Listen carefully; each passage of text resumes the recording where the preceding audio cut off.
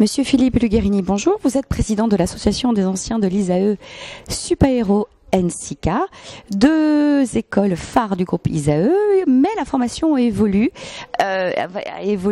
pour l'année 2015. Qu'en pensent les anciens?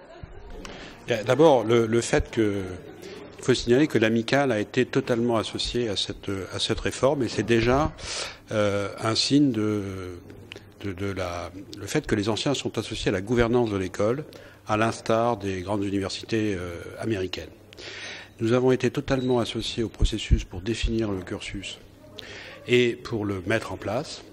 Et aujourd'hui, il y a une adhésion totale des anciens élèves à ce nouveau cursus.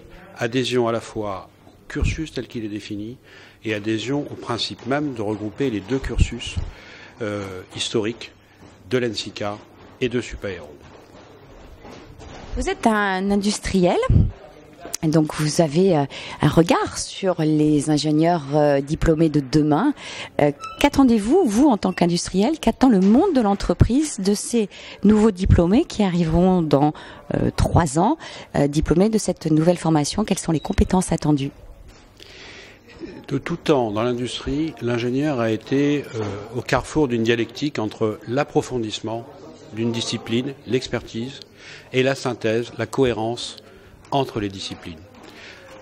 C'est de tout temps, ça l'est de plus en plus, et c'est une force des écoles d'ingénieurs en France d'avoir mis en exergue cette capacité système. C'est notre héritage. Nous avons eu de grands programmes, de grands projets, et pour mener ces grands projets, nous avons eu une population d'ingénieurs système de très haut niveau, et c'est quelque chose de capital dans le métier d'ingénieur autour de ça. Pour faire des produits et des systèmes aussi innovants qu'un avion de ligne, qu'un A380, qu'un drone, pour faire des systèmes innovants, sûrs, fiables, pour arriver au but, il nous faut concilier à la fois l'expertise fondamentale, discipline par discipline, et une capacité à fédérer toutes ces disciplines-là. Ça a toujours été la force de l'NSICA, ça a toujours été la force de Supaéro, et les anciens ont reconnu dans la réforme et dans la mise en place du nouveau cursus de prolonger cette expérience en un seul cursus unique, parce que, ma foi, il n'y avait plus de raison de les distinguer autour de ça. En tout cas, c'est ce que l'industrie attend, des gens extrêmement compétents par discipline, par expertise, mais en même temps capables de fédérer et faire marcher ensemble de l'aérodynamique, de la mécanique du vol, des automatismes, des systèmes embarqués, et j'en passe.